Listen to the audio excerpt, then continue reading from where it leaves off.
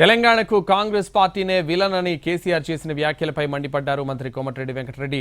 తెలంగాణ రాష్ట్రం ఏర్పాటును ప్రకటించాక సోనియా గాంధీ కాళ్లు మొక్కిన వ్యక్తి ఇవాళ అర్థం లేకుండా మాట్లాడుతున్నారని విమర్శించారు కోమటిరెడ్డి. దళితుణ్ణి సీఎం చేస్తానని చేయని నేత కేసీఆర్ అని విమర్శించారు. మాట్లాడుతున్నా ఆయనకు అర్థమైతలేదు.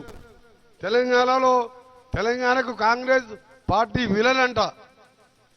ఏమన్నా కేసీఆర్ అర్థం ఉండి మాట్లాడుతున్నావా?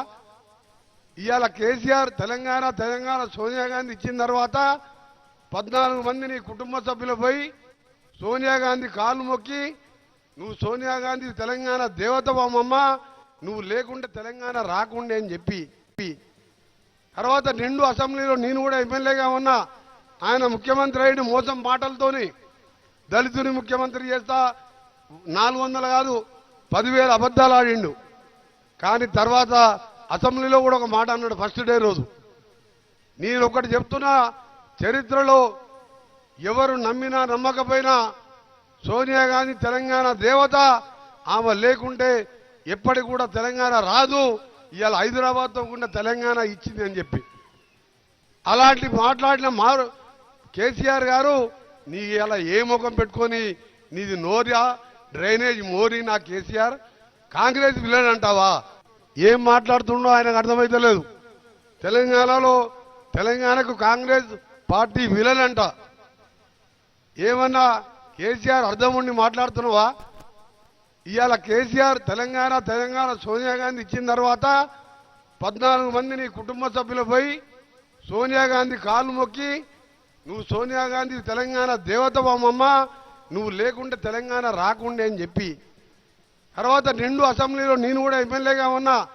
ఆయన ముఖ్యమంత్రి అయిన మోసం మాటలతోని దళితుని ముఖ్యమంత్రి చేస్తా 400 కాదు 10,000 అబద్ధాలు ఆడిండు.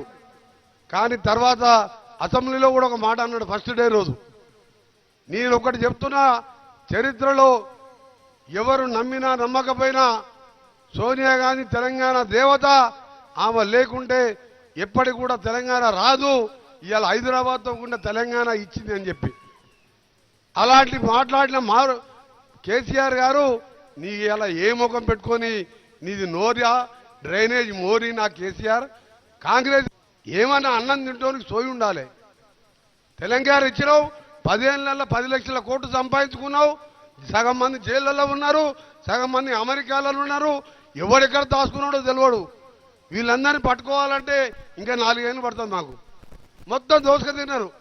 మీ ఉద్యోగాల జీతాలు ఒకటో తారీఖు ఇచ్చిందా? ఇక్కడ చాలా మంది ఎంప్లాయీస్ ఉన్నారు. ఫస్ట్కి ఇచ్చిందా అమ్మ? పెన్షన్ ఫస్ట్కి ఇచ్చిందా? మీ వచ్చిన తర్వాత 2వ నెలకెళ్ళి పైసా జమ చేసి ఫస్ట్కి శాలరీస్ ఇస్తున్నాం, పెన్షన్లు ఇస్తున్నాం. ఇంకా ఇవ్వవలసిన డ్యూస్ ఉన్నాయి రిటైర్డ్ ఎంప్లాయీస్. ఇవన్నీ కూడా ఎవరు చేసిను? దళితుని ముఖ్యమంత్రి చేస్తా, KG to PG అని, డబుల్ బెడ్రూమ్ అని, ఇట్లా మేము కూడా అబద్ధాలు చెప్పి తెలంగాణ ఇచ్చిన వస్తే మేము కూడా అధికారం వస్తుండే. కానీ మేము అబద్ధాలు చెప్పాం, చేసేదే చెప్తాం, చెప్పింది చేస్తాం. ఈరోజు 5 లక్షలతోని ఇందిరమ్మ ఇల్లు మోడల్ ఇక్కడ కట్టుకున్నాం. ఇప్పటికు కలెక్టర్ గారు ఈరోజు 5గురికి చెక్కులు కూడా ఇవ్వబోతున్నారు. కొందరికి అకౌంట్లో డబ్బులు కూడా వేసినాం.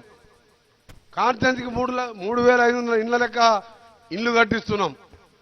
దాంతోపాటు ఇలా పేదవాడు మేము కోటీశ్వరులు తినే సన్న బియ్యం ఇచ్చే కార్యక్రమం సంవత్సరానికి 3,000 కోట్ల రూపాయలు. మన ఉత్తమ్ కుమార్ రెడ్డి గారు చెప్తారు ఎంత కష్టపడి ఆ స్కీమ్ తీసుకొచ్చిండు. అందుకనే ఇలాంటి పథకాలు ఎన్నో పెడుతున్నాం, ఇంకా చేయాలని చాలా ఉన్నది.